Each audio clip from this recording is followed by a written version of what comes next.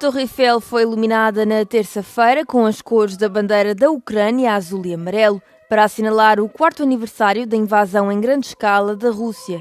Milhares de pessoas participaram na cerimónia e manifestaram apoio à Ucrânia. Desde o início da guerra, a Torre Eiffel já homenageou várias vezes a Ucrânia através da sua iluminação. 4 ans de douleur, mais aussi 4 ans de combat, de résilience et de courage du peuple ukrainien. Une chose est sûre, le monde connaîtra les Ukrainiens comme des combattants e de vainqueurs. Manifestantes em Varsóvia agitaram bandeiras e seguraram cartazes de apoio à Ucrânia. Também em Belgrado, várias pessoas reuniram-se para assinalar o 4º aniversário da guerra da Rússia na Ucrânia. A polícia da capital sérvia separou os ativistas dos grupos de extrema-direita que se reuniram no mesmo local. Milhares de pessoas estiveram ainda presentes em Londres para apoiar Kiev.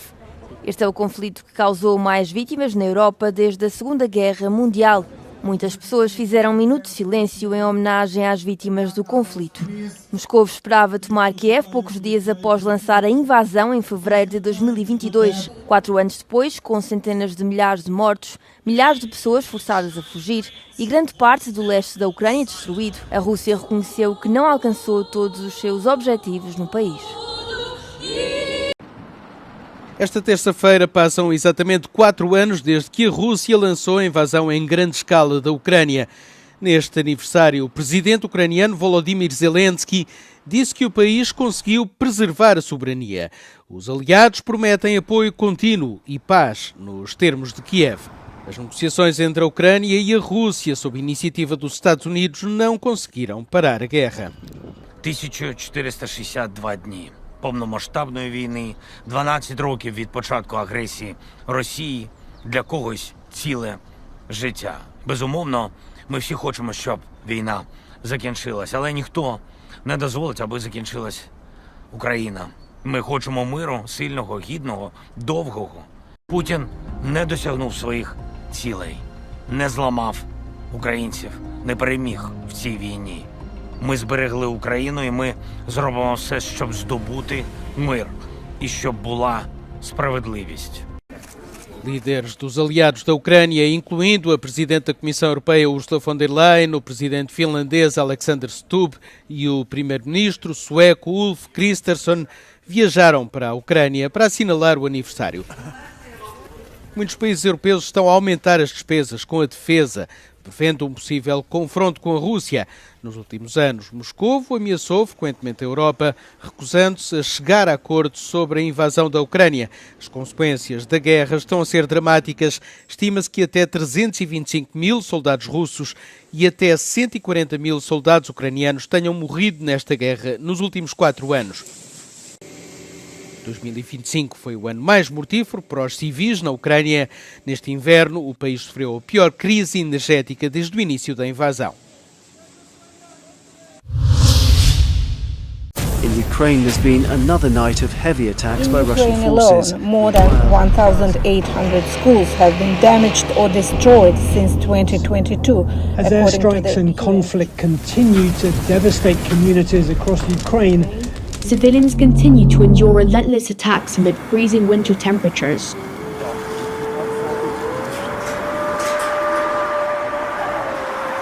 Якщо раніше були відключення за графіком, то зараз світла майже й немає. З часом ти до цього ніби звикаєш, але це не означає, що так повинно бути. We're going into a 5th year of this terrible attacking on civilian, destruction of lives, injuring people, destruction of civilian infrastructure.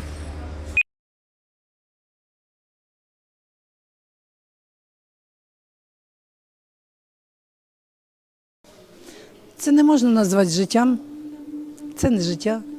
Якщо кожен день, кожну ніч стріляють. Сина і невістку я поховала вже рік назад.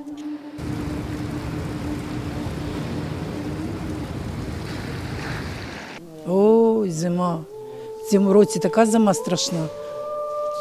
Такої зими в нас давно не було. Ні снігу не було, ні таких морозів. Attacks on energy infrastructure is a clear attack on the civilian population. And this is devastating to see how people are at risk of freezing. People with preconditions are at risk of dying. This is an attack on the civilian population and must stop.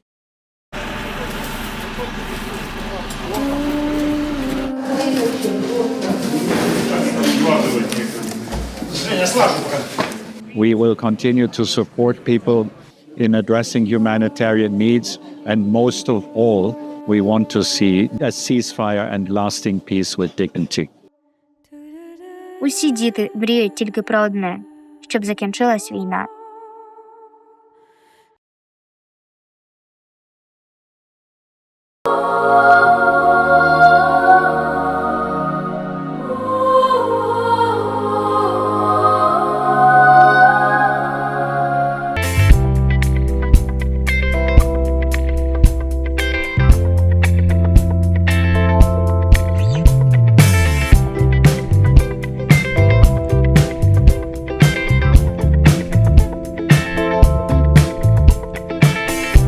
Simplement à deux ou entre amis, on a déniché pour vous les vins de qualité Fonte de Nico et Valde Judia. De délicieux vins portugais à prix d'amis, parfaits de l'apéro à votre table. Les vins Fonte de Nico et Valde Judia, la qualité du Portugal à prix d'amis.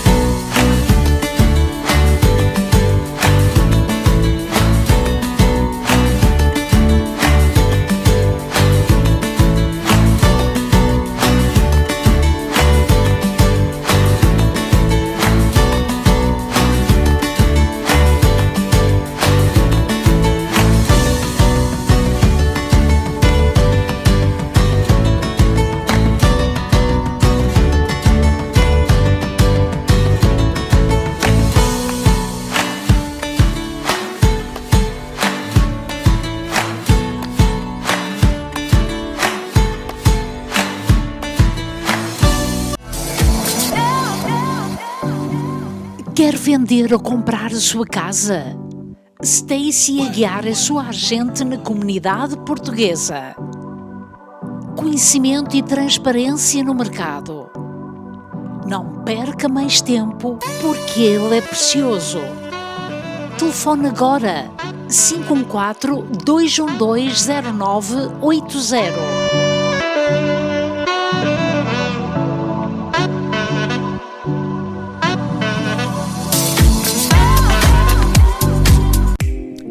Intermarché Universal, o maior supermercado português no Quebec, com grande variedade de queijo, atum e azeite de Portugal. Somos especialistas no corte de carne e enchidos à portuguesa. Os nossos legumes e frutas são sempre fresquinhos. Temos uma grande variedade de produtos. Intermarché Universal há 57 anos a servir no bairro português. As condições de inverno não são fáceis para conduzirem. Para poder evitar certos acidentes, a qual lhe podemos ajudar, na CarStar Rosemont, passe-nos visitar para uma boa verificação da condição dos pneus, a qual vendemos também novos e usados, pode evitar um acidente. Inspeções de mecânica, bate-chapas e pintura, também um grandioso serviço estético. Não hesite em nos contactar ao 514-279-7224 e estamos situados no 5757 Avenida Papineau. Padaria Nossa Senhora do Rosário, especializada em pão artesanal. Há 35 anos servimos pão fresco todos os dias. Aos sábados fazemos pizzas e bifanas. Temos grande variedade de pastelaria. Venha experimentar. 514-843-6668. Venha fazer uma visita na rua Saint-Hubert, na melhor casa de natas do Quebec.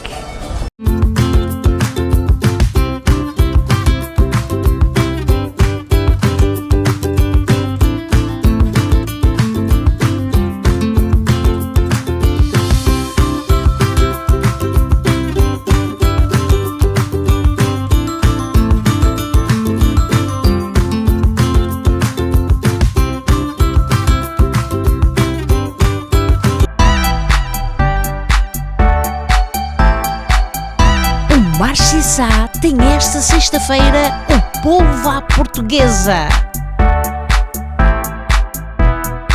Todas as semanas os nossos especiais são os melhores. Imagina o lugar mais belo do mundo. 9 ilhas nascidas no mar imenso pela força do fogo e moldadas pela habilidade única da natureza. Há décadas que temos o orgulho de sobrevoar este paraíso natural. Hoje continuamos a deslumbrar-nos com a magia que nos envolve. É esta a natureza que nos inspira a ser uma porta de entrada digna deste nosso destino de sonho. Por falar em sonho, o nosso, transportar-vos para lugares mágicos.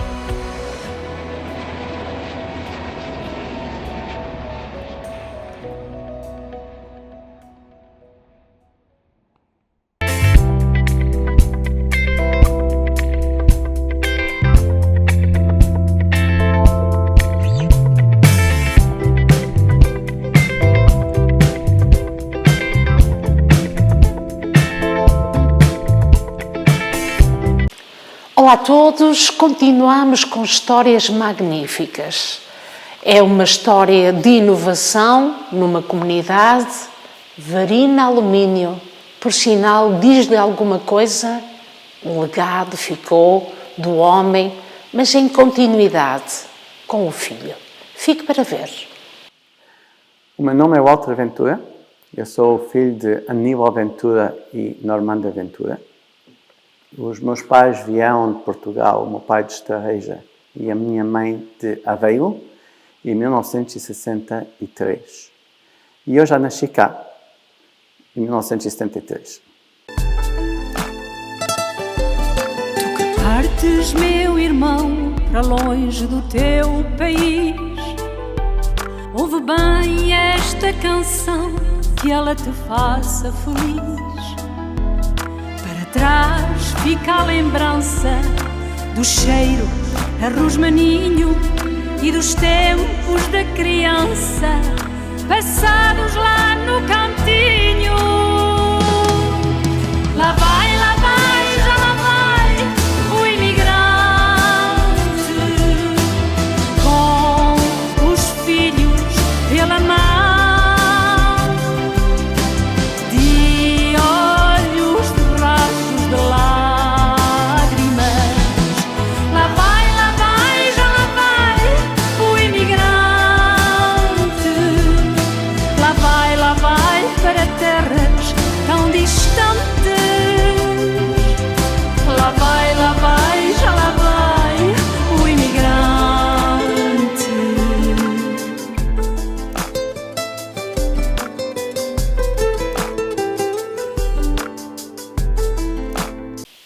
Sr. Walter, obrigada de nos ter recebido para sabermos um pouco da bela história que o seu pai deixou nesta comunidade, que era o Sr. Aníbal e a sua dona Normanda. Obrigado, minha senhora, com prazer. É um gosto enorme de estar disponível e sabermos um pouco, desde a chegada do seu pai, que foi em que ano? Em 1963, quando ele chegou cá. Muito bem, já lá vão muitos anos, mais que 60. Já lá vão 63 anos. O tempo passa. Qual era a conversa que o seu pai tinha quando sentavam à mesa para falar? Olha, meu pai, como todos os portugueses, quando chegaram naqueles tempos, chegaram aqui só com 2 malas. E talvez com dinheiro emprestado, não pode dizer que tinha $23 americanos no bolso. Chegou cá e foi viver para um apartamento ali na Colonial com o irmão dele. Chegou a uma terça ou uma quarta-feira e logo ao outro dia começou a trabalhar numa companhia que chamava-se Montreal Fast Print. Trabalhavam lá muitos portugueses e polacos naquela altura. E pronto, e daí que principiou a vida dele. A minha mãe não veio em 63, a minha mãe veio em 2 ou 3 anos mais tarde. Ok, então quer dizer que ele veio instalar-se, teve uma casinha para recebê-la. Exatamente. Ele veio para cá, como eu disse, ele foi viver para um apartamentozito ali na Rua Colonial, que ele depois acabou por comprar aquela casa com a minha mãe quando ela veio. Ok, bem.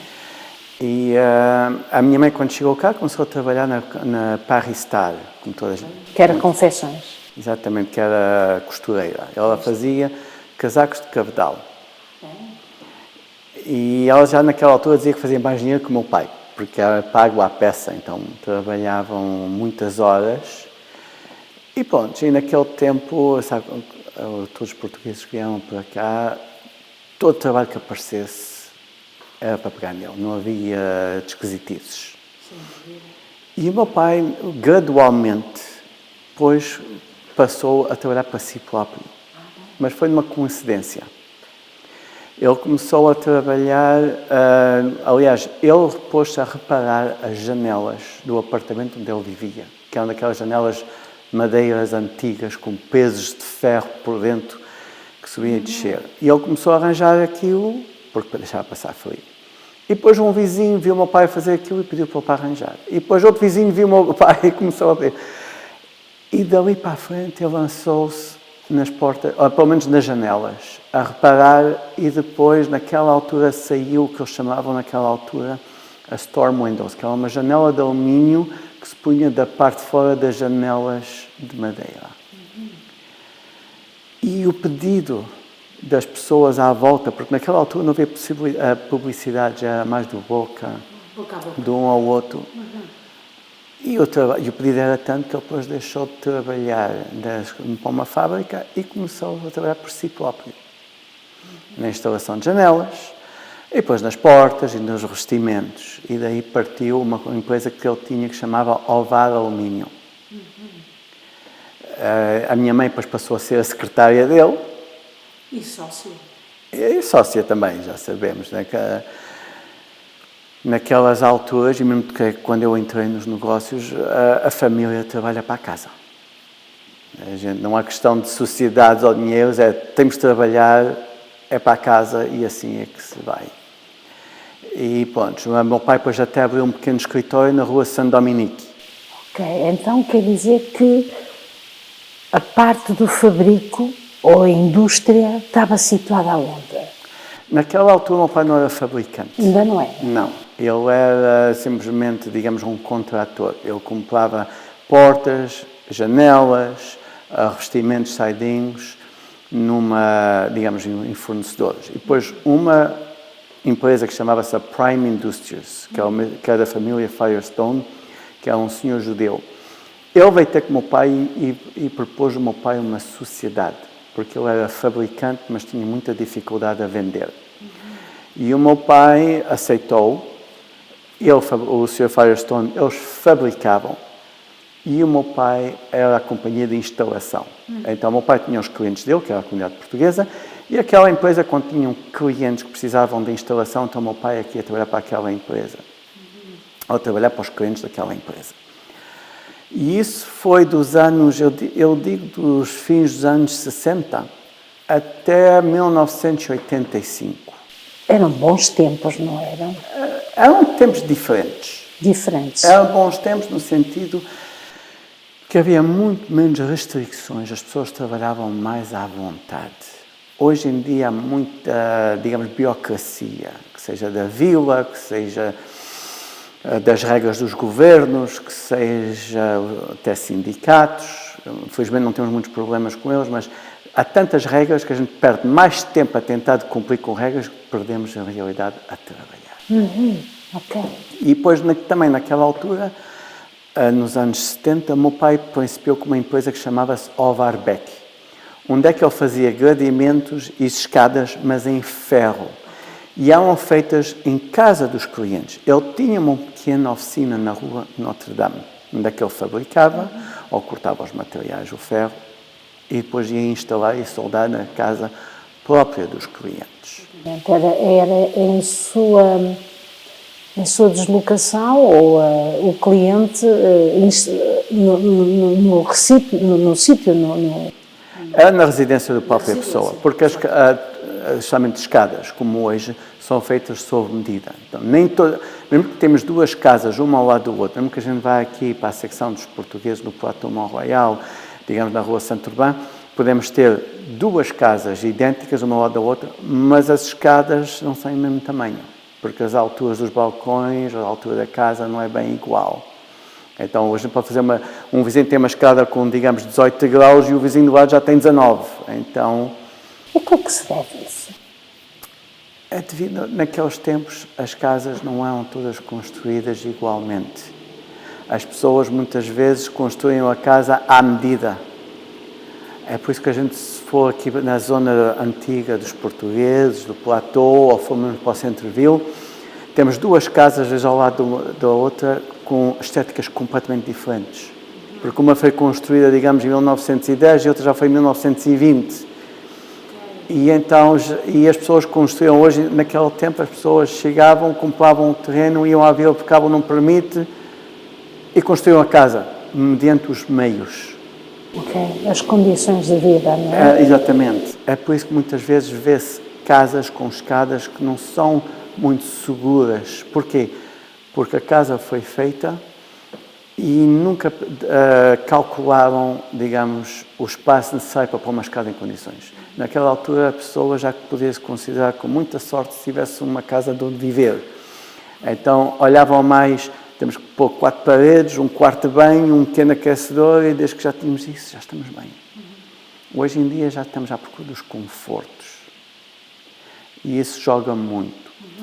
E depois, naquelas alturas também, pois, olha, preciso de uma escada para a parte de fora. Ok, o espaço é pequeno, a escada é muito, digamos, a pique, é muito perigosa.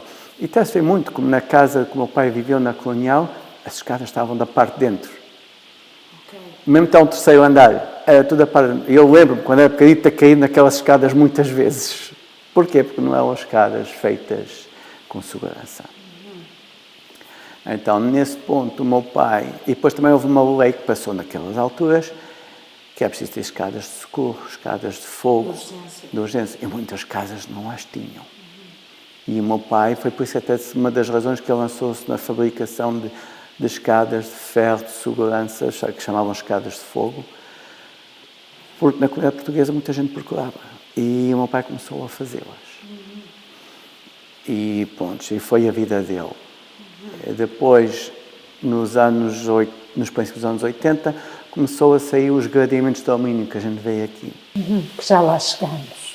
Já lá chegamos. Yeah. Mas antes temos uma coisinha que queremos saber. Entretanto, os seus pais têm 2 filhos, na verdade. Você, mais uma irmã que tem. Exatamente. E a comunidade. Frequentou a igreja. Sim.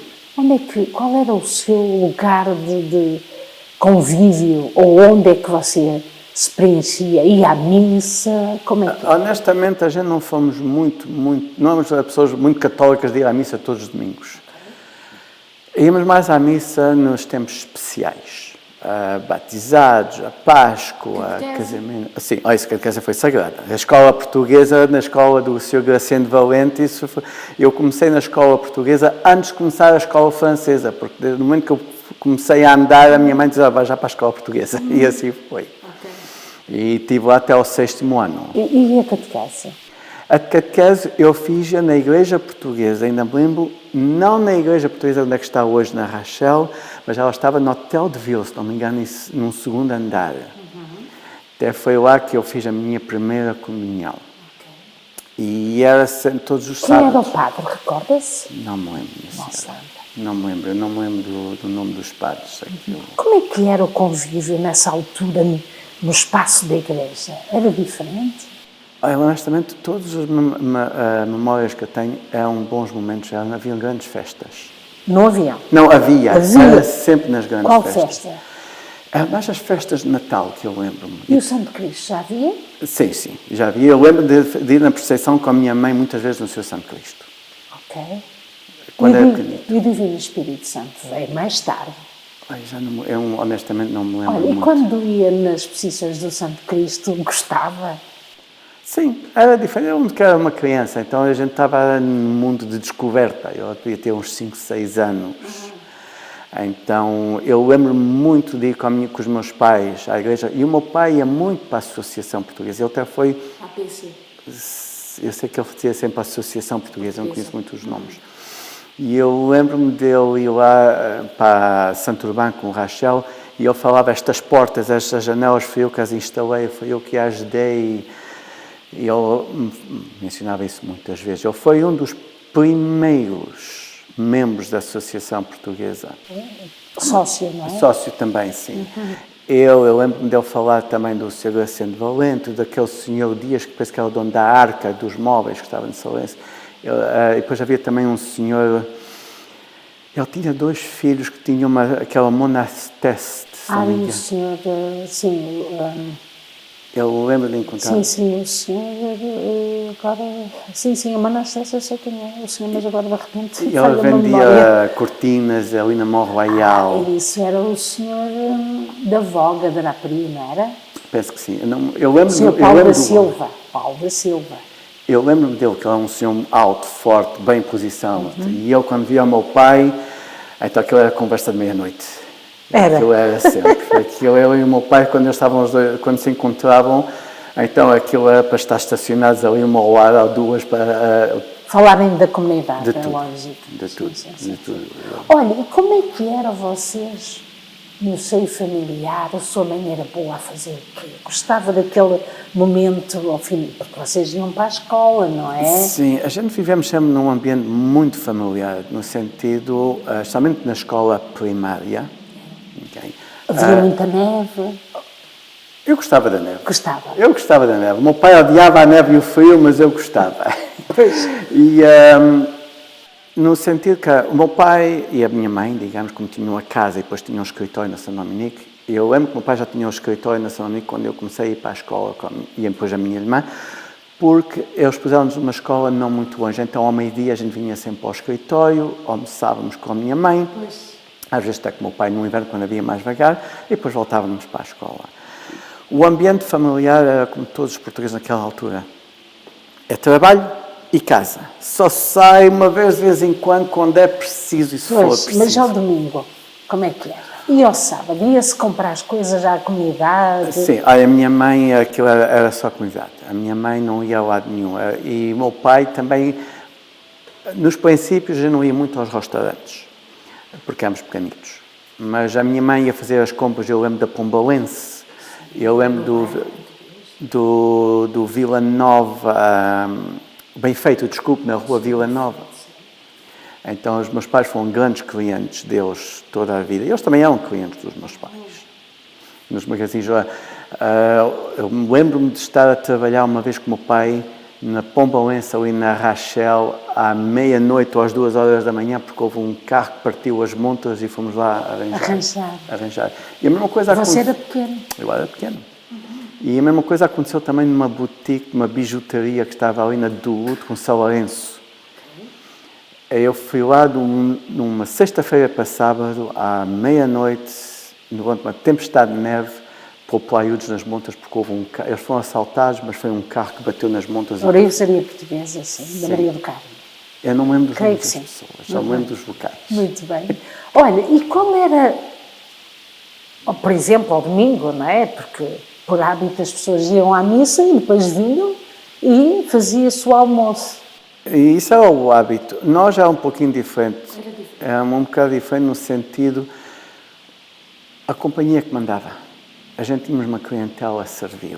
E justamente quando a Varina Alumínio começou, os fins de semana eram quase para trabalhar. Era. A gente ia para casa, também tínhamos uma casa de campo onde íamos quase todos os fins de semana. Iam fora de Montreal? Era fora de Montreal. E é onde o meu pai descansava. Mas quando chegava aos fins de semana, muitas vezes, ao sábado, depois da escola portuguesa, ia para a oficina ter com o meu pai, ou eles vinham buscar, para montar gradeamentos, preparar ordens. A minha mãe, mesma coisa. Como é que eram os domingos na vossa casa? Os domingos já eram um pouquinho mais descansados, não havia aquela pressão da semana. Como todas as casas portuguesas, a cozinha estava sempre em funcionamento. A minha mãe a cozinhar aqueles cozidos à portuguesa, aquelas pescadas. E uma coisa que era muito feita em nossa casa aos sábados era o meu pai que ter a sua lagosta. Eu adorava a lagosta. Mas ela era boa a fazer? A minha mãe sim. E eu ia muitas vezes, pequenito, ao Waldman's Fish buscar. E havia lá muitos portugueses que trabalhavam. E quando eles me viam entrar pela porta, parece que eles corriam, passavam por cima dos outros só para vir buscar servir. Porque a minha mãe dava-me sempre $1 para dar de gorjeta, então toda a gente queria a gorjeta. Para ser bem servida. Estava sempre. E eles depois escolhiam sempre as lagostas mais cheinhas. E ao domingo, então, e muitas vezes tínhamos visitas, quando íamos para a casa de campo. Então era o barbecue. O fogareiro ali a trabalhar. O meu pai era como eu. Eu sou um autêntico zero na cozinha. Ainda pior, mas o meu pai sabia estar ali em frente ao fogareiro, fazer sardinhas, fazer os grelhados. Isso era a tradição, digamos, de todos os fins de semana. Olha, e o tempo das avós? Você conheceu os seus avós? Não conheci. Infelizmente eles faleceram. Não. Eu conheci os avós do lado do meu pai, mas eles faleceram quando eu devia ter uns 6, 7 anos. Eu não cheguei a conhecê-los. E sente falta disso? Não digo que sinto a falta porque eu nunca cheguei a conhecer. E o ambiente familiar e o amor que havia já em casa dos meus pais não deram por falta de nada. Ok, era bom, era quente. Bom, sim. Era bom. E a gente teve um bom ambiente a crescer, tanto eu como a minha irmã. Mesmo que a gente não tinha família muito direta, mas tínhamos uns amigos de família, digamos, que era como se fosse família. Então, quando havia anos, quando havia natais, passagem de anos, estávamos sempre juntos. E muitas vezes nem era preciso festas, dias, eles estavam sempre lá. O meu pai era uma pessoa que não gostava muito de ir para muitos sítios, a casa dele. E então preferia que as pessoas viessem todas para casa. Então, a nossa casa de campo muitas vezes tornou-se em grandes reuniões. É mesmo reunião? É um lugar de encontro. Exatamente. E depois a minha mãe, como as pessoas conhecidas como a senhora Anita e outras pessoas como a senhora Maria de Carmo, então aquilo iam para a cozinha, as panelas não paravam. Aquilo e depois faz-me lembrar muito... Hoje em dia sinto muito essa falta. Porque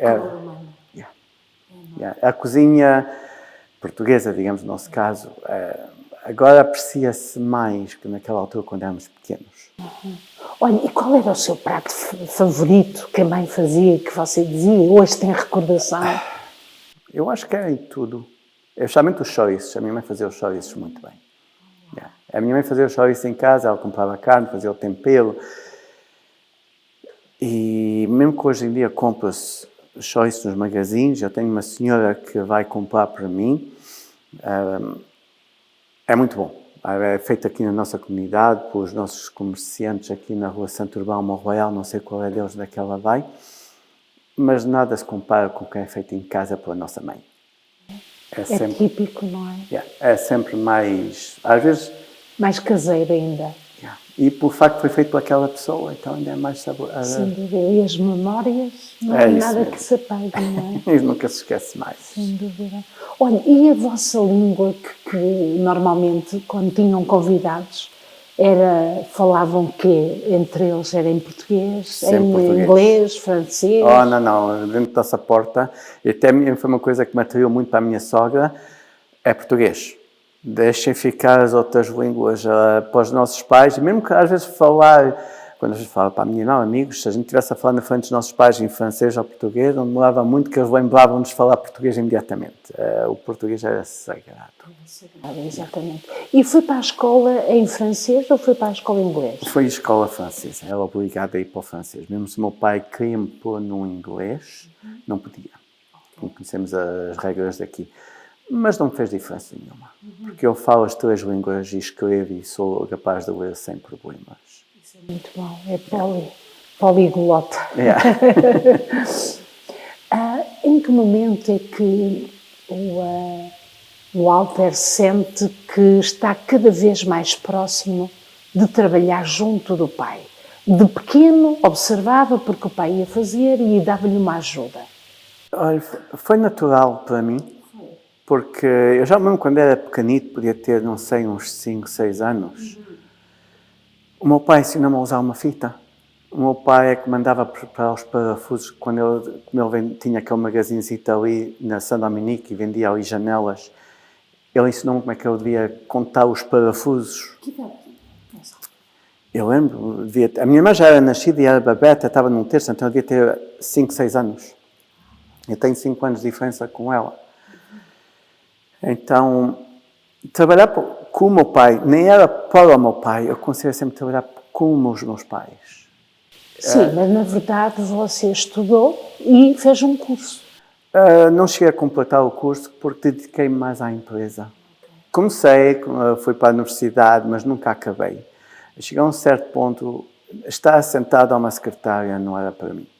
Você queria, o seu pai era um modelo. Yeah.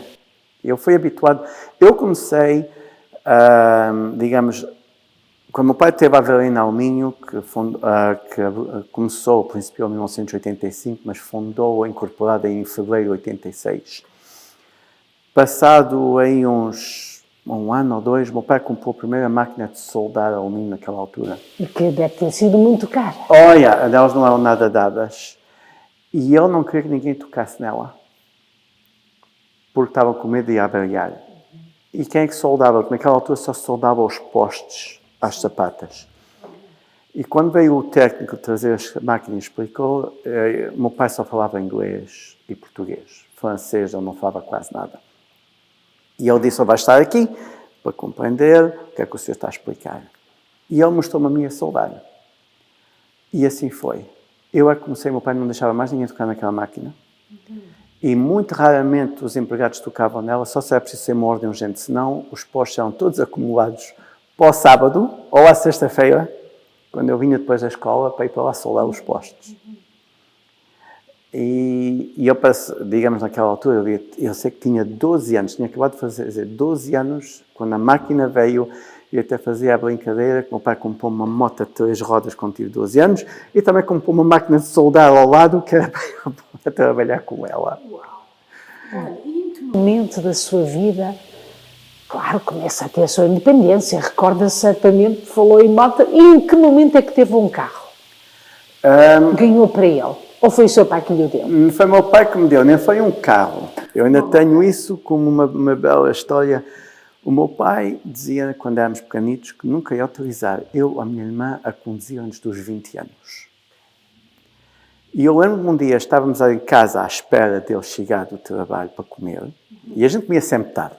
Isso também é a tradição dos portugueses. Ninguém come às 5, 6 horas. Às vezes eram 10h30 quando a gente sentava-se à mesa. E o meu pai chega e eu não sei o que é que se passou naquele dia, mas ele não estava de bom humor. E disse, para a semana, vai ele assim para mim, para a semana faz 16 anos, não vais à escola, vais com a tua mãe buscar o permito de conduzir. Naquela altura, a gente só se apresentava na SAC, no dia de 16 anos, ou quem tivesse 16 anos ou mais, e tinha logo o permito de aprendiz. E assim foi. Fui com a minha mãe lá, de manhã, fui logo os primeiros, porque depois a minha mãe foi comigo à escola secundária, para dizer que havia uma necessidade familiar, e foi por isso que eu cheguei muito mais tarde à escola. Não dissemos porquê. Eu fazia anos em setembro e no dia 3 de novembro já tinha o meu permito de conduzir oficial. O que é que aconteceu nesse primeiro sábado? Depois da escola portuguesa, que foi o último ano que eu fui à escola portuguesa. Como de costume, tinha que ir para a oficina. Chego à oficina, meu pai naquela altura tinha um pick-up, um troco castanho. Pontos. Já estava a soldadora, a máquina de soldar, já estava a reverberadora, já estava a torches, já estavam os equipamentos todos. Eu tinha uma lista das direções todas onde é que eu tinha que ir. Porque naquela altura meu pai não fazíamos escadas, só fazíamos gradeamentos. E tínhamos que soldar braquetes às escadas para conectar a escada aos gradeamentos. Então, todos os trabalhos que foram feitos naquela semana anterior, eu tive que ir um a um soldar as braquetes para pôr. E então pegou no carro. E fiquei com o troco, que é um pick-up já de uma certa idade, mas olha, ainda andava. E como é que foi? Foi uma sensação estranha, uma coisa... Não, porque eu já tinha feito aquilo muitas vezes com o meu pai ou com o empregado. O seu pai ensinou-lhe antes? Sim, muitas vezes, como eu antes não podia conduzir, mas sabia soldar. Okay. E o meu pai, naquela altura, até tinha um senhor que chamava-se... Esse aqui era Simões, o nome da família dele, era um taxista. Ele era bem conhecido também na comunidade. E ele só conduzia. Então, muitas vezes, ele ia comigo, até no verão, a fazer esses extraordinários trabalhos. Só que naquela vez principiei, eu já não precisava de ninguém. Ia sozinho, com o troque, o equipamento todo, fazer essas pequenas finições. Aquilo demorava mais tempo a fazer a preparação do que demorava a fazer o trabalho atual. E pronto, são essas memórias que que nunca mais saem do nosso cérebro, exatamente. Não. Olha, e em que altura é que você encontra uma bela mulher e que um dia levou ao altar? Em que altura foi isso? É outra história muito... É? Sim. Foi na escola que a conheceu? Sim, foi na escola portuguesa, numa festa da escola portuguesa que fazem todos os anos ao fim do ano. Mas foi muito depois de eu já ter acabado a escola. O nome dela é Lucy Rodrigues e ela até era jovem e era professora na escola também. Yeah. E depois fomos introduzidos um ao outro. Já não me lembro de um senhor, era fotógrafo na comunidade portuguesa. O senhor Benjamin, da Fotogalícia, possivelmente. Não era ele não tinha estúdio. Não sei se o nome dele era Ribeiro, nós também já Sim, senhora. E ele foi, porque ele o meu pai tinha arranjado aquele senhor, ele estava na comunidade, trabalhava muito para a comunidade. E pronto, ele conhecia-nos porque ele tirava fotografias para serviços para o meu pai, para a publicidade, para os jornais e para tudo. E depois um dia estávamos lá na escola, porque o meu pai dava sempre dinheiro para as festas da escola portuguesa. E que era do Sr. Graciano Valente. E o Sr. Graciano Valente é um conhecimento do meu pai também já dos tempos de quando eles vieram de Portugal. E pronto, foi lá, encontrei-a pela primeira vez. E assim foi. Mas não entramos em comunicação imediatamente. Foi depois, 2 anos mais tarde, é que a gente voltamos a encontrar. Fora da escola? Pela primeira vez, sim. Muito bem. Comunicamos e começou uma relação. E como ela disse-me, ela diz isso brincadeira muitas vezes, disse que depois de me ter encontrado a primeira vez, disse como amigo sim, mas como namorado nunca. Não funcionou muito bem isso para ela. E pronto, isso foi nos princípios dos anos 2000. Acabámos por nos casar no 22 de julho de 2006. Vai fazer 20 anos este ano. Foi um grande momento para os seus pais, não foi? Sim, foi. Foi um grande momento e foi muito alegre para os meus pais. Foi uma boa relação que você fez logo, segundo me disse há pouco, com a sua sogra. Sim, a minha sogra para mim foi uma segunda mãe. Eu nunca... Muitas vezes pessoas fazem comentários, a minha sogra é isto, a minha sogra é aquilo, às vezes as sogras em gerros ou noras, mas não é o nosso caso. A minha sogra pôs-me sempre, eu digo sempre como o rei no altar. Eu, quando ia à casa dela, só tinha direito a fazer 2 coisas. Senta-te à mesa e come, ou senta no sofá a ver televisão até a comida está pronta. Não tinha. Permita-me fazer-lhe esta pergunta. A sua esposa é uma pessoa muito importante no meio da saúde, não é? Sim. Sim, ela faz parte dos conselhos de administração de ICUs 3S, uma coisa assim. Olha, e vocês, quando têm tempo, vocês vão de férias, vocês saem? Porque, na verdade, permitam-me dizer, a vida não direcionou para aí, vocês não têm filhos. Não Como é que vocês passam o vosso tempo? Olha, 2 coisas. A primeira é, o nosso trabalho é muito exigente. Okay? Mesmo que o trabalho e o dinheiro, não é questão de ser muito dinheiro, mas não é a coisa mais importante, mas é as responsabilidades que temos. Eu tenho esta empresa, que não é um trabalho das 9 horas às 5 horas. E não é 5 dias por semana, são 7 dias por semana.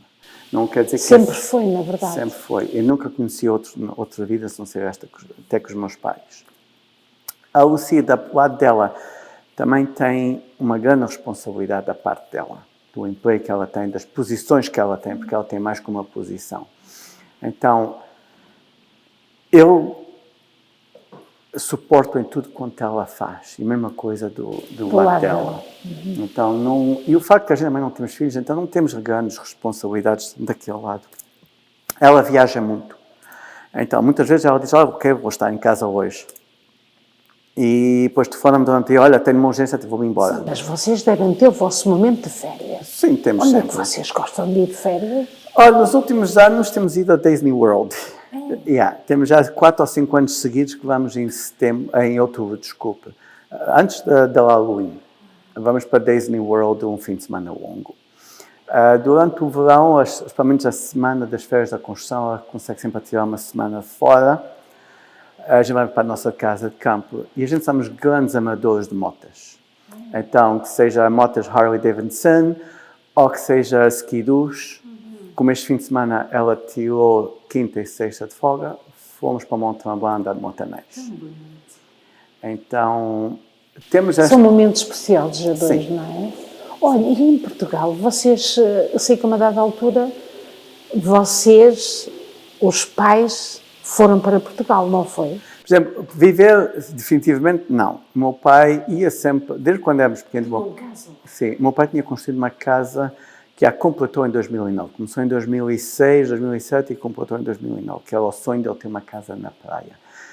Eu já tinha comprado vários terrenos. Que era na Torreira? Não, era em Aveiro, em Ovar.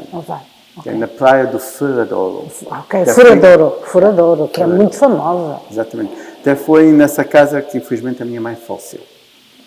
Em que ano é que a sua mãe faleceu? A minha mãe faleceu no dia 24 de agosto de 2014. Quando foi de férias?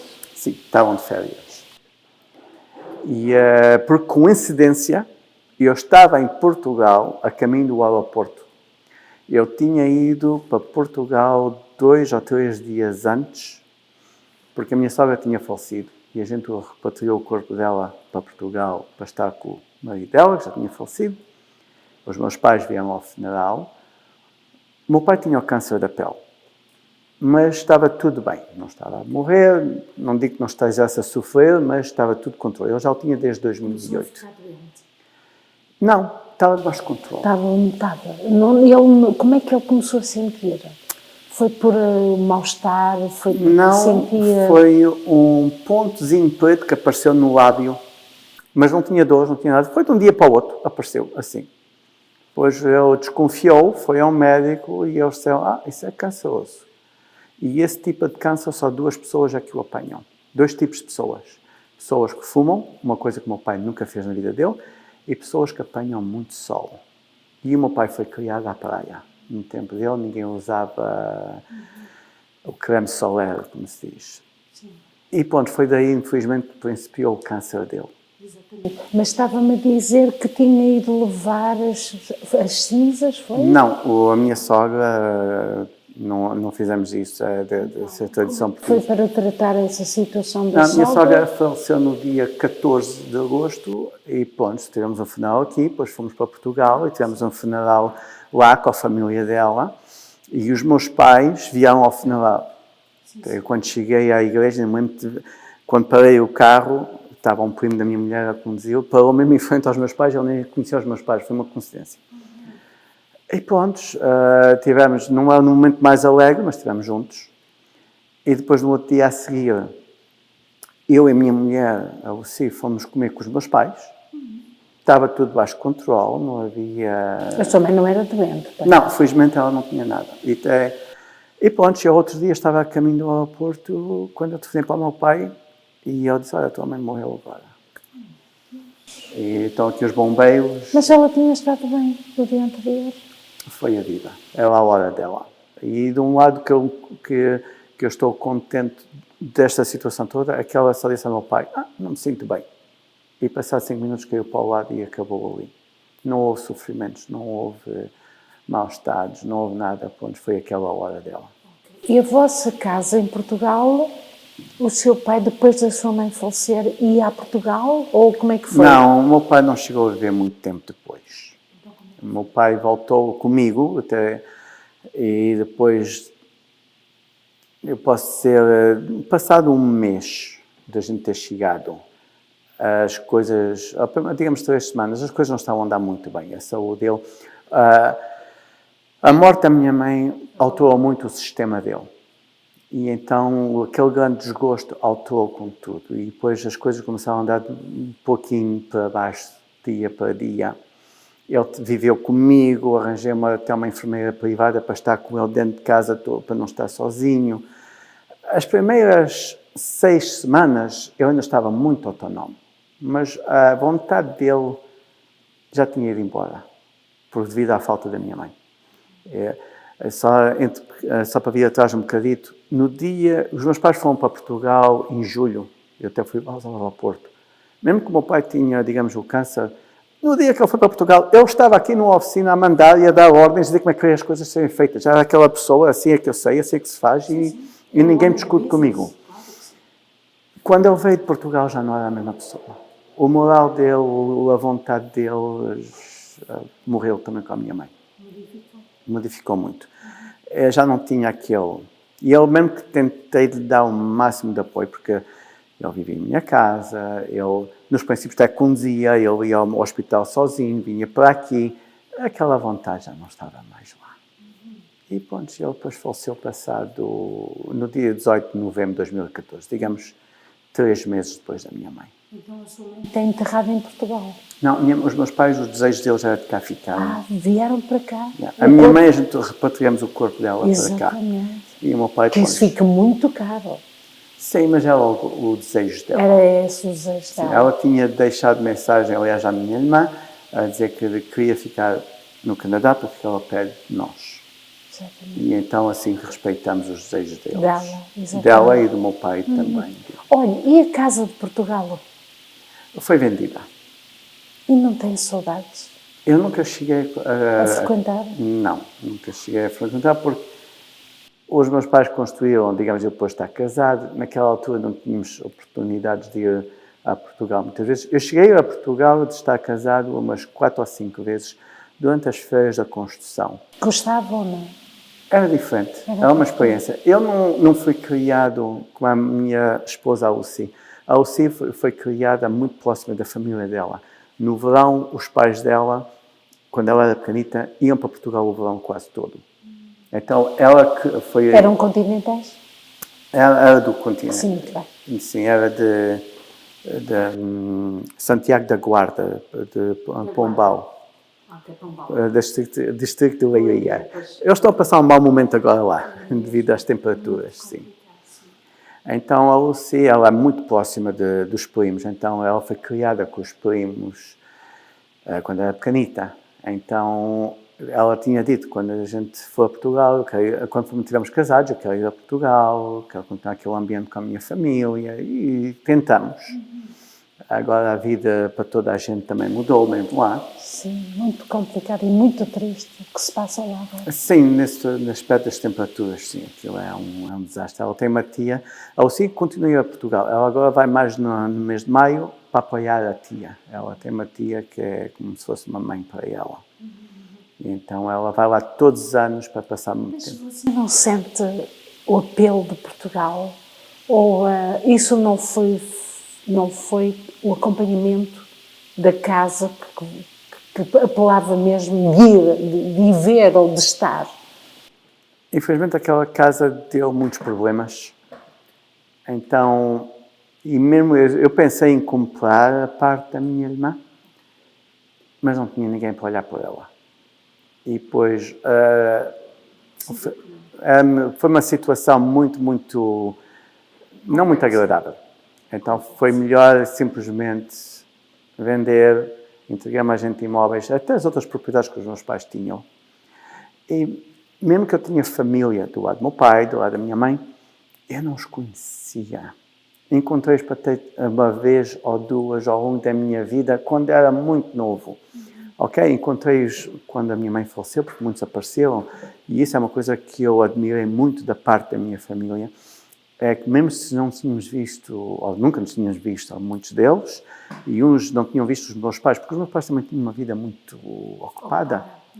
E também o meu pai tinha irmão, e a minha irmã tinha uma família dela.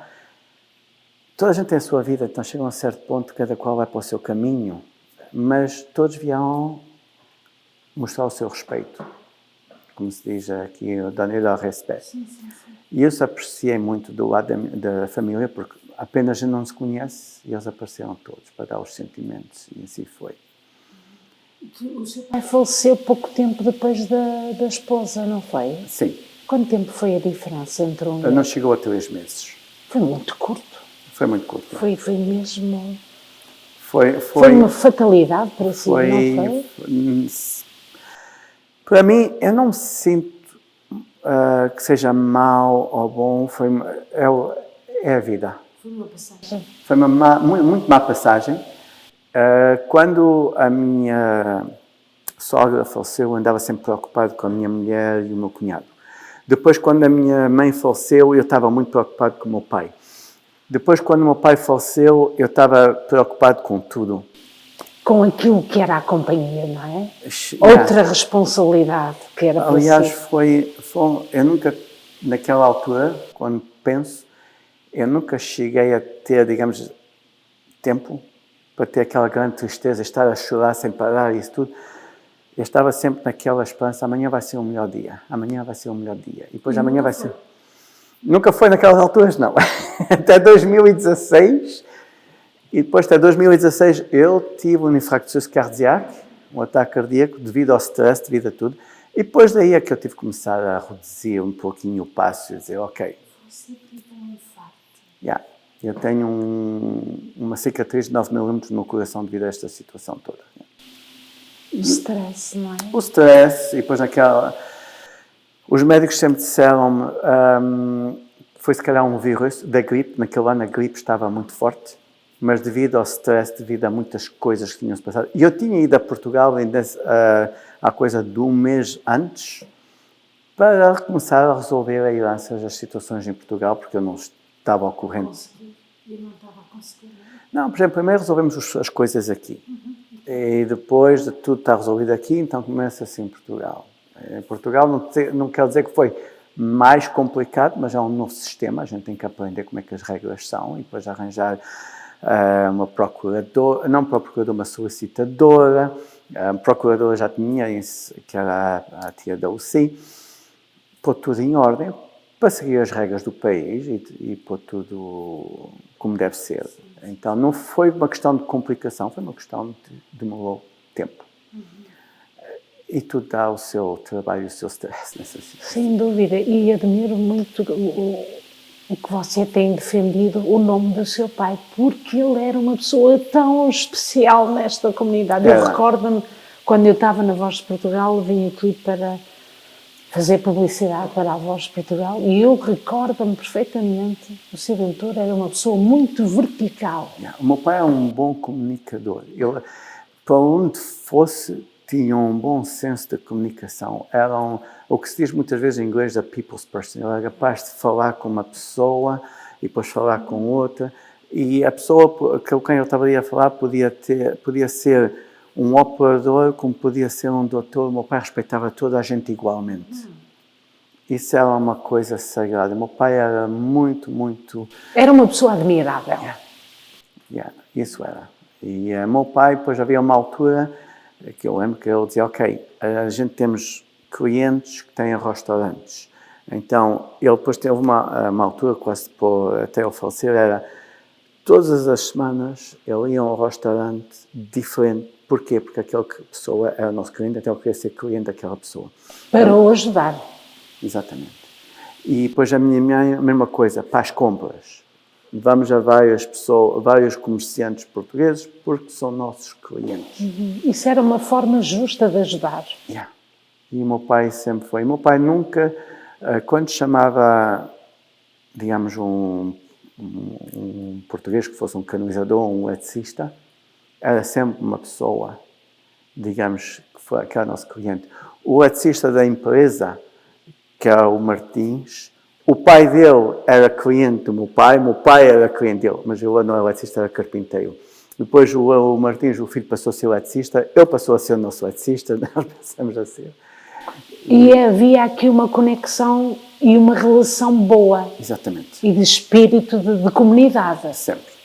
Na verdade. O meu pai sempre apoiou a comunidade em todas as possibilidades. Sem dúvida. E falou de comunidade, eu acho isso importante.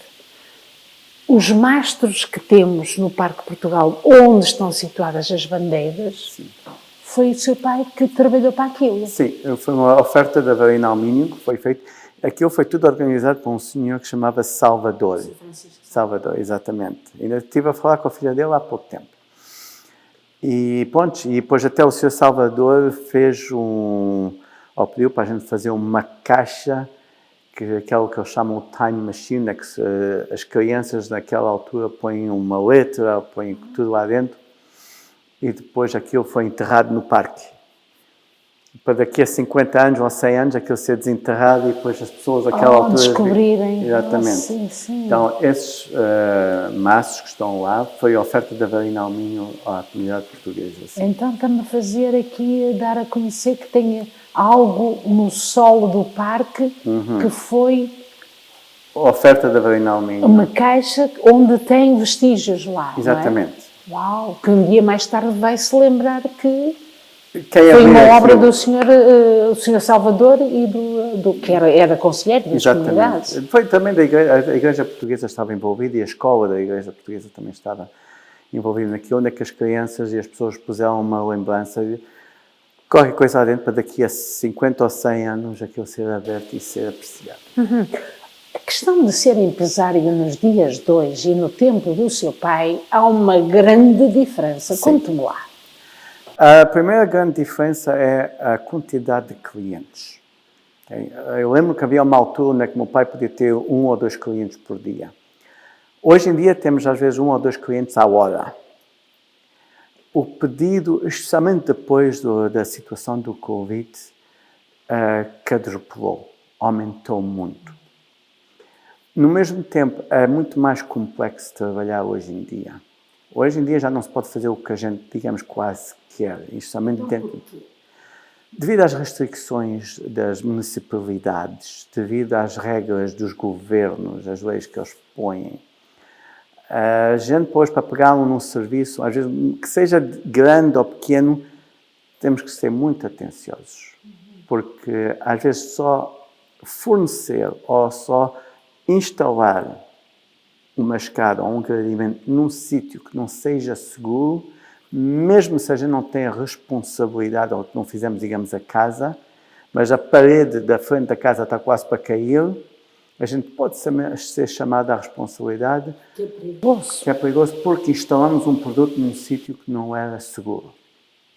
Então, essas cláusulas, essas leis, já nos chamam a certas responsabilidades que muitas vezes a gente se torna a dizer não a certos serviços. E falou-me há pouco em relação àquilo que são as exigências da cidade, porque ter autorização para avançar é muito mais longo do que aquilo que é o vosso trabalho. Sim. Às vezes, justamente aqui, isto tudo começou na zona do Platô, com o nosso amigo Luque Fernandes, em 2006, mas piorou muito durante o tempo da Madame Planta, através do material, porque ela espalhou esta ideologia, onde é que eles passaram, digamos, não é uma que passaram uma lei, mas fizeram umas exigências que é o que eles chamam património, e tem o histórico, que ainda é pior que o património. Onde é que todas as casas construídas antes de 1980 têm que ser reconstruídas à construção original. Quer dizer, se uma casa foi construída de 1909 ou antes, naquela altura não usavam ferro ou alumínio, usavam madeira. Então, mesmo que a pessoa diz, já tem gradeamentos de ferro ou de alumínio, não podemos fazer. Tem que ir lá um carpinteiro. Casas feitas, digamos, de 1930, 40, 50, já podemos pôr alumínio soldado, com certos modelos, certas estéticas.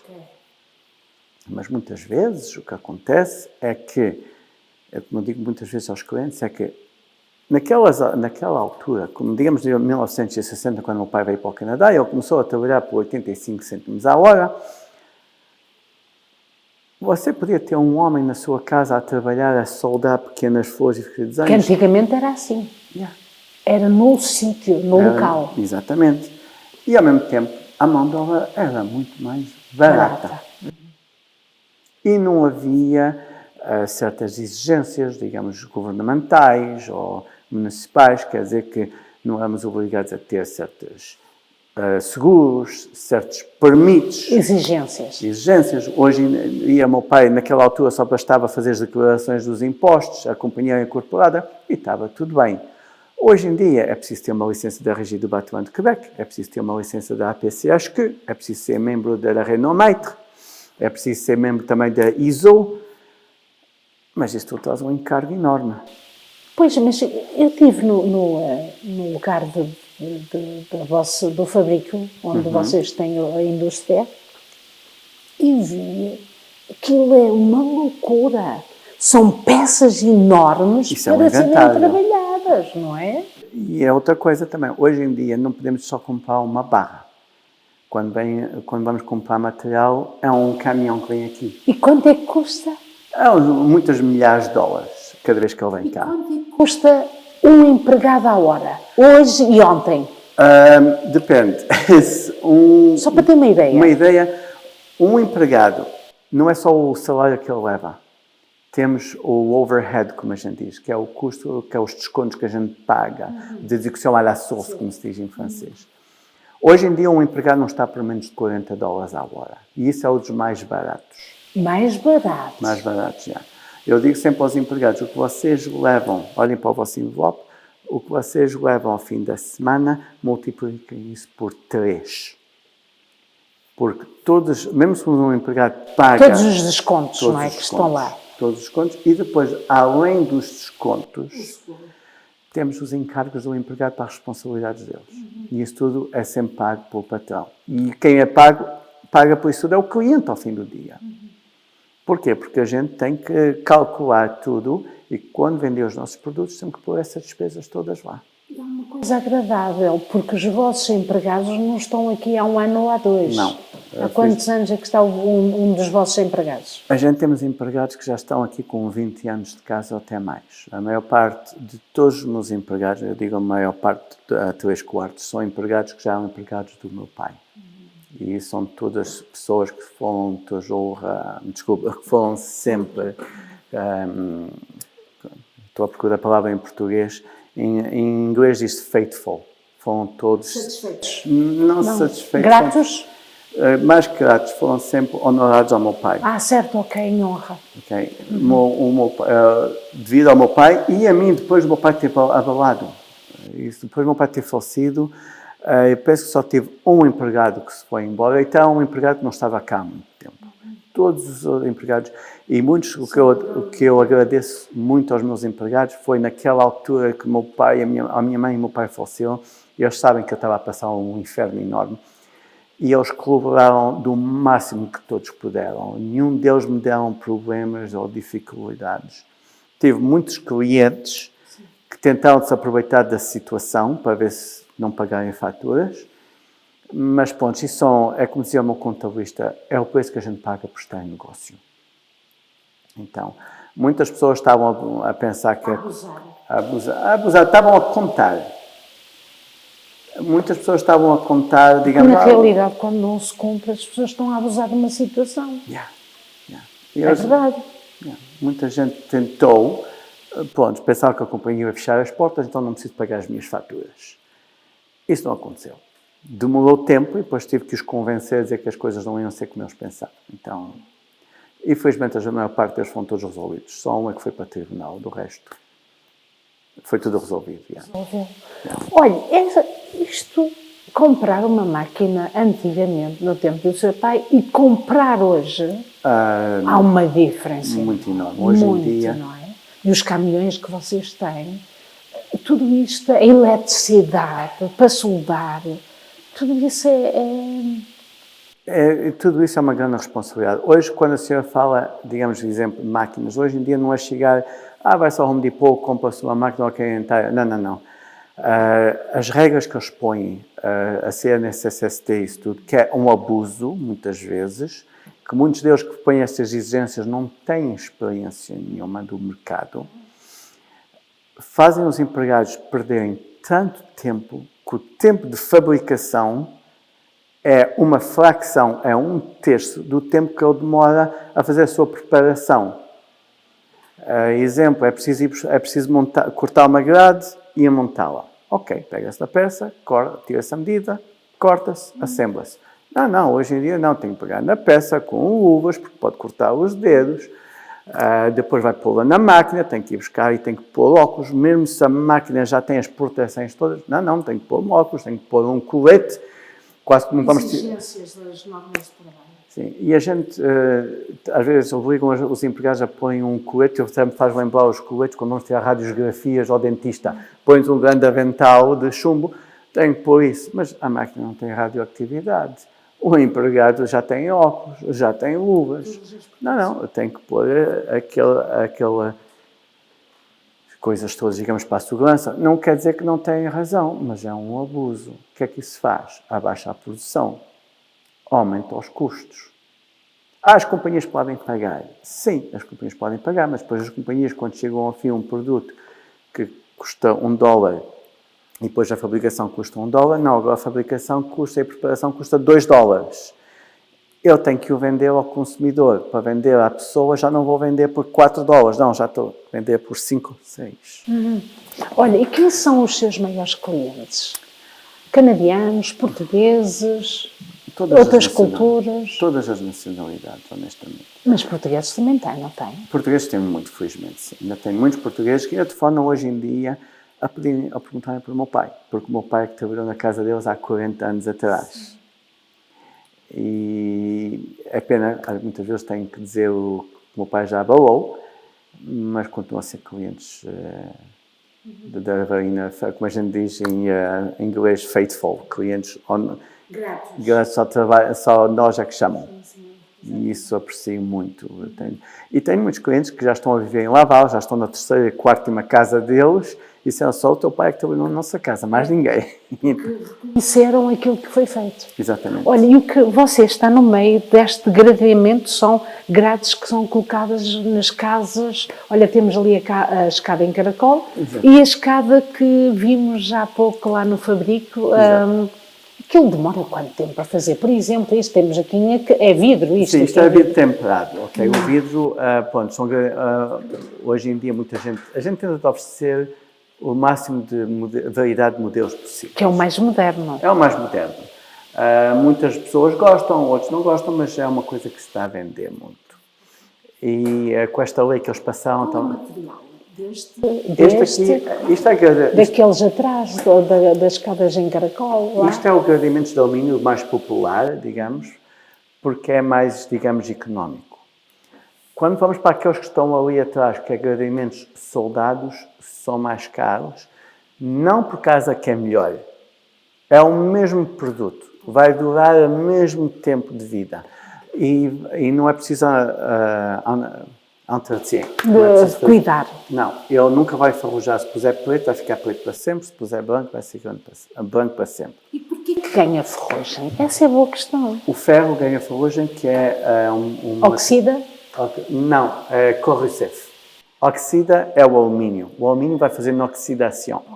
Mas a oxidação não vai roer o material. Se calhar passar 40 ou 50 anos, sim, mas a oxidação vai criar só uma espécie de um produto em cima. Olha, e quanto tempo pode durar este gradeamento e uma escada de caracol? Há muitas diferenças de vida? Sim, digamos, um gradeamento, digamos, de balcão, às vezes vai sempre durar mais tempo do que uma escada. Porquê? Porque uma escada leva mais uso. E normalmente o uso de uma escada... o tempo de vida calculado, em realidade, é 40 anos. Mas uma escada de alumínio vai durar mais tempo. Porquê? Porque não enferrugem. Então não se vai desfazer tão depressa. Agora, o que é muito mais caro. É muito mais caro, já sabemos. Mas hoje em dia uma escada, digamos, feita de alumínio, comparada a uma escada feita de ferro, a diferença de preço pode estar à volta dos 15, 20% máximo. Mas o ferro, ao fim de 2 ou 3 anos, temos que começar a pintar e vai enferrujar, então temos que fazer a manutenção. Enquanto que o alumínio não é preciso. Agora, o que é que vai usar uma escada mais? Eu digo que muitas vezes é as mudanças. Uma pessoa que tem uma companhia que vem fazer uma mudança para o seu rendeiro e deita o frigorífico em cima das escadas e deixa o frigorífico a escorregar pelas escadas abaixo, isso vai estragar a escada mais depressa. Como é que é o dia-a-dia para o trabalho? Vem cedo, no inverno, no verão, porque isto é uma vida de muita exigência, sim. Pois. No verão, a partir, digamos, de abril até, digamos, fins de outubro, do meu lado é muito exigente. Não é um trabalho físico, mas é um trabalho, digamos, muito exigente no sentido que tenho que dar assistência aos empregados, tenho que dar assistência aos clientes, tenho que olhar para todos os factos da administração. E depois, ao fim do dia, porque os clientes também trabalham. Então, se eu tenho clientes que têm negócios, eles querem que eu vá atendê-los de manhã, ou às vezes estão aqui de manhã. As pessoas que trabalham em horas normais é só depois das 5 horas ou aos fins de semana. E temos que dar assistência aos clientes. Então, durante o dia eu tenho uma pausa um pouquinho, digamos, mais calma. É o que eu aproveito para dar assistência aqui na oficina, a orientar os trabalhos. Eu estou sempre a orientar os trabalhos, o que eu estou a preparar, digamos, hoje, ou é para amanhã ou é para a semana. Porque eu não posso aparecer na sua casa amanhã. Eu tenho que avisar a senhora. Vamos para a sua casa amanhã ou para a semana, avise os seus rendeiros, se lhe convém, se não lhe convém, porque as pessoas também têm as vossas vidas e muitos trabalham de casa, então têm que fazer atenção para não estar a fazer barulho. Então, isso tudo envolve uma grande preparação de avanço. Eu sei que vocês trabalham com tecnologia, porque têm as gruas já muito avançadas, que vão fazer o trabalho com pormenor para que o resultado seja bom e que os clientes fiquem satisfeitos. Exatamente, mas hoje em dia, como estávamos a dizer, já não se trabalha na sua casa. Mas a instalação? A instalação tem que ser feita na sua casa, mas o produto já chega à sua casa feito sobre medida. Como as escadas, por exemplo, se a senhora, digamos, o balcão já é existente, já tem o passeio com a base de cimento, onde a escada tem que acabar. A escada vai ser feita ao quarto de polegada para acabar naquele sítio como deve ser. Agora, se é uma escada um bocadinho grande ou é uma escada um pouquinho alta, a gente não pode pôr aquilo à mão. Então a gente transporta a nossa grua para lá, pega-se na escada, põe-se no sítio. Ou temos umas máquinas também manuais, hidráulicas, ou pneumáticas, digamos, a ar, que levantam os nossos produtos, às vezes numa pressão pesados, é que não são muito manipuláveis, têm muito volume. Como exemplo, temos às vezes as ovãs, ou aquela ovã que está ali em cima de alumínio, a gente não vai pegar aquilo com os braços e está ali a segurar aquilo 1 hora ou meia hora para apertar. Fica muito bonito. É feito sobre medida. E as colunas também. Exatamente. Feito por vós. Tudo feito por nós, peça por peça. E isso é o que faz com que estes produtos hoje em dia são muito mais caros, porque estamos a pagar um soldador que me custa $40 a hora, que pode demorar às vezes, digamos, 1 semana para fazer uma ordem. Enquanto que há 40 anos atrás o meu pai fazia a mesma coisa por 85 cêntimos. Exatamente. E isso é que faz as diferenças hoje em dia. É por isso que as regras de municipalidades, especialmente, quando as vilas do sector, como começou na secção do Plateau Mont-Royal mais e Cartierville, dizem, queremos que a casa seja reconstruída à construção original. Ok, mas os gradeamentos que vocês estão a exigir vai custar ao cliente 10, 12, 14 mil dólares. Quando eu tenho gradeamentos que vai fazer o mesmo trabalho, ok, a estética não é a mesma, custa 2 ou 3 mil. A percentagem do lucro da nossa a nossa percentagem do lucro é a mesma. É a mesma, porque a gente estamos em percentagens. Então, mas contrapartida, eu prefiro fazer trabalhos pequenitos, porque podemos fazer muito mais trabalhos pequenitos e rápidos do que os trabalhos manuais, que demoram muito mais tempo. E quando se está a fazer um trabalho grande, que pega muito tempo, os outros trabalhos ficam para trás. Se fizermos uma análise, há quantos anos é que está verdadeiramente ligado a esta arte? Eu fui criado nela, então eu digo a minha vida toda. Eu lembro-me quando era pequenito, ver o meu pai a fazer flores de ferro E depois eu comecei a fazê-las e o meu pai mostrou-me como é que eu devia fazer, torneá-las. Então, Para ter uma ideia, 30 anos? mais. Mais que isso? Eu digo que já estou, sem exagerar, há 45 anos nisto. Uau! Eu E comecei... está a pensar em um dia destes dizer, eu estou cansado, não quero mais continuar? Ou está a dar aquele relevo do homem, quem foi o Sr. Aníbal Ventura? Eu, honestamente, não estou a pensar ainda na minha reforma. Não. O meu pai nunca pensou também na reforma. O meu pai trabalhou sempre, digamos, até à última. É o estilo do português. Quando veio para cá, mesmo em Portugal, vê-se muito isso na comunidade, mesmo que a pessoa acabou de trabalhar às 5 horas, quando chega a casa, não está ali sentado a ver televisão. O português é uma pessoa mexida, ou está a reparar qualquer coisa na casa, ou está a trabalhar no jardim lá atrás, ou está a ajudar um amigo ou um membro da família em qualquer coisa. A gente fomos criados num ambiente de estar sempre a fazer qualquer coisa. Então, isso é uma coisa que eu também nunca fui capaz de estar sossegado. Eu lembro-me a primeira vez, que foi em 2007, quando a Lucy me levou a Portugal, e levou-me para a praia, aquilo foi um castigo para mim. Quando cheguei à praia, sentei-me no chão, na praia, no cenário, naquilo tudo, olhei para a Lucy e perguntei o que é que a gente faz agora. E ela disse, agora estamos aqui a apanhar banhos de sol. Eu não era capaz. Não fui habituado àquilo. Eu tive que passear, eu tive que estar a mexer, porque eu não era capaz de estar ali. Pronto, é o ambiente que eu fui criado. Qual foi o momento mais difícil na sua vida? Perder os meus pais. Foi quando os meus pais faleceram, foi uma época muito difícil. No sentido, sinto a falta deles. Eu estava todos os dias com eles aqui. E isso é que é o que sinto mais a falta. Não é que fez falta para gerar a empresa, mas moralmente foi isso mais difícil. E se eu lhe perguntar se é mais português ou canadiano? Depende em que, mas eu sei uma combinação dos dois. Eu não posso dizer que sou mais português porque no estilo digamos, de conviver familiar, sim, sou mais português, porque os portugueses, eu comparo muito os portugueses, italianos e gregos, eu digo que são todos vêm todos no mesmo barco, somos todos muito familiares. Pode haver guerras, pode haver zangas, mas no momento que há um problema, somos imediatamente todos unidos e vamos para a frente. Não olha-se para trás, resolve-se. Há sempre um apoio. É isso que eu tenho ainda hoje em dia, felizmente, com a minha mulher e com o meu cunhado. Se há uma coisa, a gente estamos lá um para os outros. Em termos canadiano, pode ser mais canadiano que português, porque o estilo de vida canadiano é muito diferente do estilo de vida português.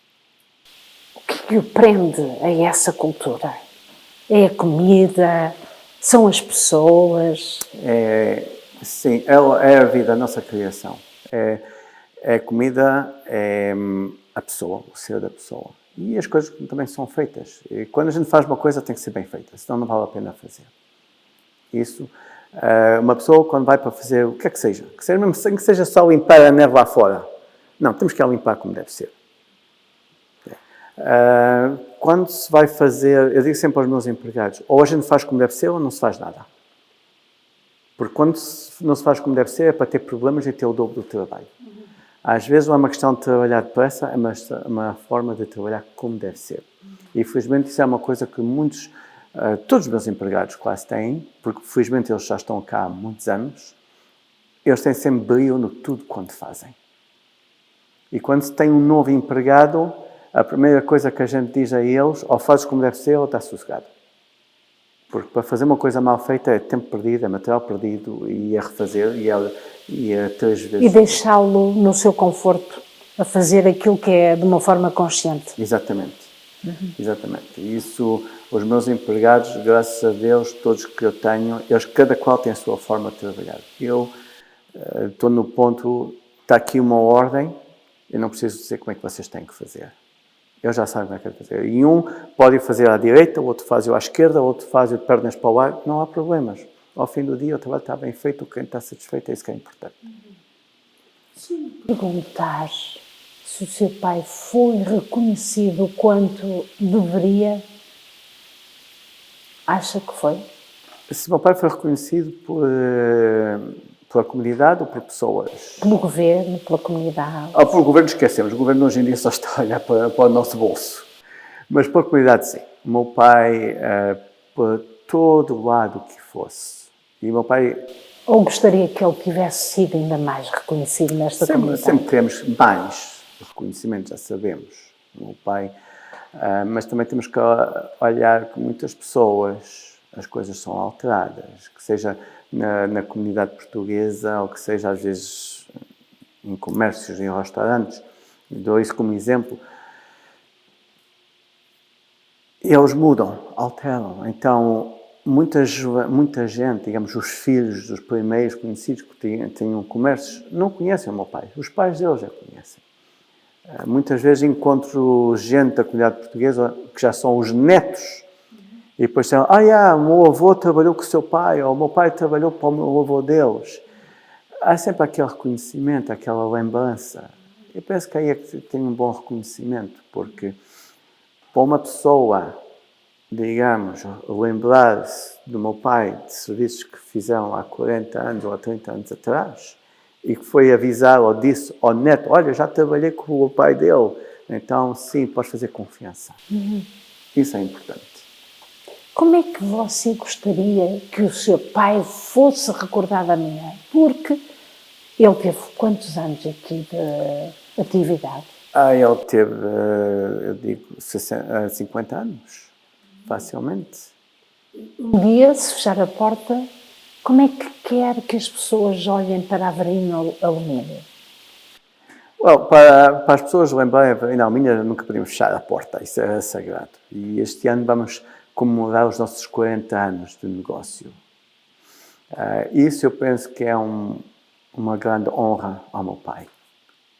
O meu pai passou-me esta empresa e isto foi tudo calculado, digamos, de avanço, mesmo se o meu pai faleceu em 2014, eu já tinha começado a tratar disso em 2008.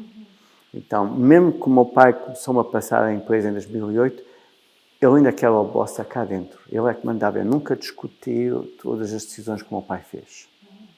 Mesmo se eu não estava de acordo às vezes com certas coisas, ele é que era a bossa, ele é que era o dono.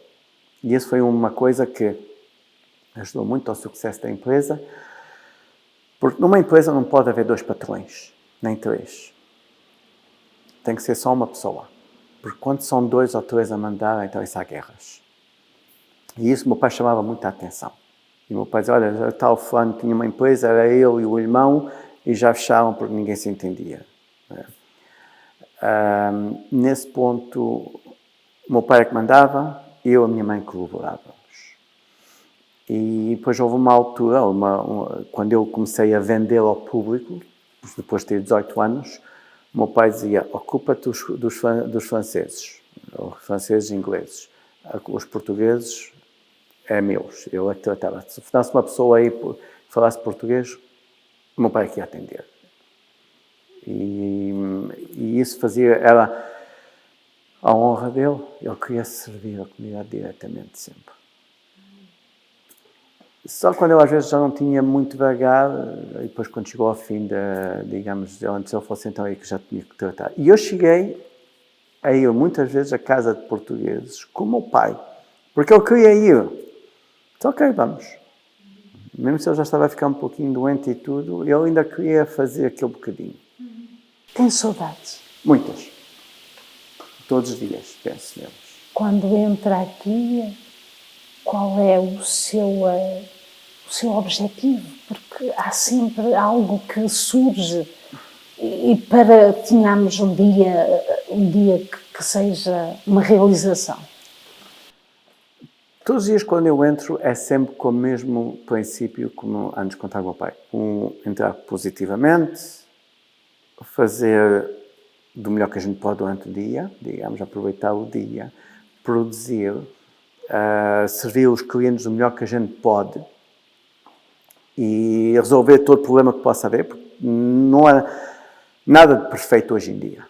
Isso é sagrado. A gente pode ter o trabalho... Ainda hoje estou para ver o trabalho, digamos, perfeito, onde é que tudo correu bem. Não, há sempre obstáculos. Faz parte da vida. Honestamente, eu não estou a pensar muito do dia da manhã de vender ou de fechar ou coisa assim do género. Eu continuo. Eu continuo todos os dias como se fosse um dia importante. Olha, meu pai era muito optimista, isso é sagrado. E não havia... Podia haver a montanha mais grande à frente dele. Ele ia para a frente. E não olhava para trás. Estamos a terminar este belo encontro, esta descoberta feliz, porque falar de uma figura como foi o Sr. Aníbal Ventura era um homem de muito respeito, sim, uma pessoa muito educada. Está preocupado com o mundo de hoje? Sim e não. O mundo hoje estou preocupado porque estamos entrando numa fase onde é que... Eu não tenho crianças, não tenho filhos, então não vai haver uma releve do meu lado, só se eu um dia vender quando chegar ao tempo. Mas não se vê ninguém interessado hoje em dia. Os tempos, quando os nossos pais vieram, eram os tempos em que as pessoas vinham para trabalhar. Meu pai dizia sempre, eu nunca vivi a guerra, nem nunca vivi a fome. Meu pai foi uma das pessoas que viveu do tempo do Salazar e sabe o que é os tempos da Segunda Guerra Mundial. E eu já dizia que a minha geração era preguiçosa, então não falávamos das gerações hoje em dia. E as gerações hoje em dia só sabem exigir, mas não sabem fazer nada. E não estão interessados, não têm... Hoje em dia não é preciso ter experiência, é só preciso ter um pouquinho de boa vontade. E tanto que seja nos que nasceram cá, como os novos imigrantes que estão a chegar hoje cá. E eu não estou a falar dos imigrantes portugueses, nem italianos, nem gregos. Mas não estou a falar também mal das outras comunidades, porque eu trabalho muito também com a comunidade judia, chinesa, hindus, aqui na Parque Extension, e eles todos dizem a mesma coisa. A minha geração vinha cá para trabalhar, para ter alguma coisa. Hoje em dia, não. Ninguém quer trabalhar, só querem ter. E exigem. E está-se a ver na nossa sociedade, justamente mais canadiana, desde que o Trudeau entrou para o poder, onde é que há uma ideologia... vocês têm direito. Sim, mas vocês não merecem. Vocês não trabalharam por ter. Temos que contribuir a uma sociedade. E hoje em dia não se está a ver uma contribuição, só se está a ver mais as pessoas a querem ter e depois começam a dizer, os outros são ricos. Ele tem uma empresa. Ele tem uma casa e um carro. Sim, mas aquela pessoa levantou-se de manhã, contribuiu, pagou taxas e o pouco que cresceu ao fim do dia, investiu numa casa, comprou um carro, pode comprar roupa, foi passar férias, mas a pessoa mereceu, trabalhou. Parece que... Levantou-se às 4 da manhã. E muitos hoje em dia, isso já não é importante. E essa ideologia que está-se a impor, e começou-se a impor nos últimos 10 anos, isso é muito preocupante, porque a gente está a ver, e muitas pessoas não realizam, o Canadá já não é um país produtivo como era antes. E não é por falta de oportunidades ou falta, digamos, de recursos. De oferta. Não, é por falta de pessoas que já não estão motivadas a fazer nada porque estão muito habituadas a terem as coisas sem trabalhar por elas. E o governo, nesse ponto, tem muita culpa. E hoje em dia vê-se mais pessoas já da minha geração que viveram com os nossos pais, que obrigaram-nos a trabalhar, que nos ensinaram a trabalhar. Daqui para a frente, não vejo uma coisa muito positiva. E se tivesse que recomendar, qual era a forma ideal para dar um caminho certo? Porque as coisas não estão bem. não estão bem, mas também não as oportunidades que faltam. A gente estamos a viver numa sociedade e vê-se muito aí. Chega aí uma nova pessoa de um outro país, tanto faz o país, e se ele quer trabalhar, passar 2 ou 3 anos, aquela pessoa já tem meios de comprar uma casa, comprar um negócio, Eu vejo aqui muitos novos contratores de nacionalidades, que muitos deles são refugiados, e de um dia para o outro estão a trabalhar e arranjam trabalho. Porquê? Porque a vontade está lá. Desde que haja vontade, tudo se faz. E em todos os departamentos. Eu estou mais relacionado à renovação, que é a construção, digamos, mais a renovação que construção nova. E vejo os novos são pessoas que vieram de nada e vieram com a mesma esperança que os nossos pais vieram. Ok, eu tenho uma oportunidade e vou pegar nela. E vou daqui para a frente com ela. Não vai ser um caminho muito fácil, mas é um caminho de oportunidade e a pessoa vai ter o seu fruto. E o seu futuro resume. Exatamente. E é isso. Olha, foi um grande prazer. Igualmente. E, ao conhecer melhor a história de si e da sua família, que no fundo contribuíram tanto para esta comunidade e que Deus abençoe o seu futuro, porque muito obrigado. Realmente obrigado por esta oportunidade. Tenta guardar e zelar pelo nome. Isso é muito nobre. É o meu princípio, honestamente, é continuar para a frente. Eu desejo toda a sorte do mundo. Obrigado, senhora. Foi um gosto e muita saúde. Igualmente, muito obrigado. Tu que partes, meu irmão, para longe do teu país, ouve bem esta canção, que ela te faça feliz. Para trás fica a lembrança do cheiro a rosmaninho e dos tempos da criança passados lá no cantinho. Lá vai, já lá vai o imigrante,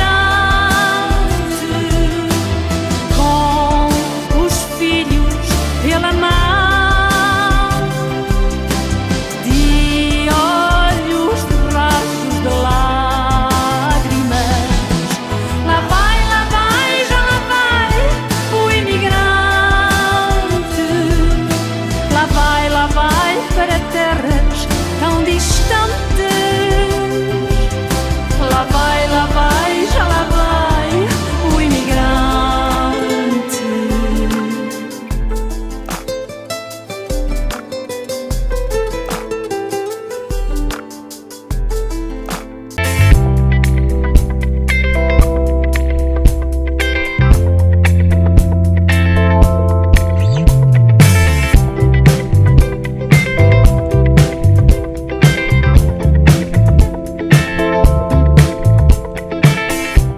Somos quase 300 milhões de vozes.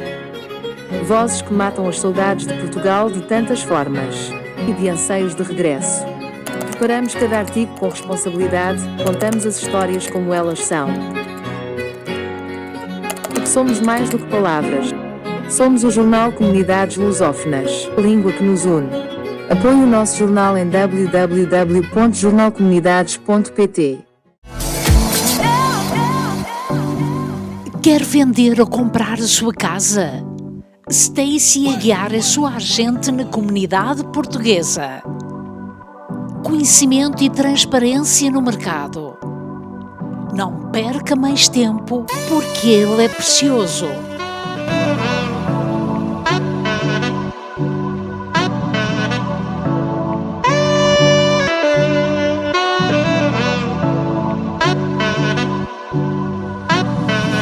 Telefone agora 514-212-0980. Voici Ribera Grande. Pour une simple occasion ou une grande célébration, ce vin portugais à la qualité remarquable conviendra parfaitement à ces instants précieux. Le vin portugais Ribera Grande pour vos petites et vos grandes occasions. Todas as semanas os nossos especiais são os melhores.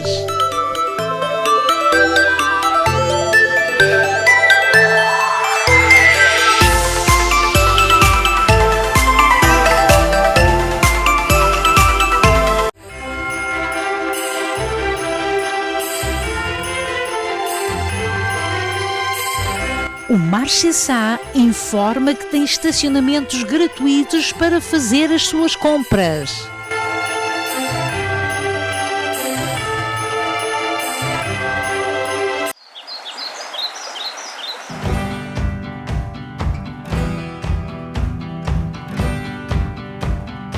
Chegou a hora de agarrares o momento.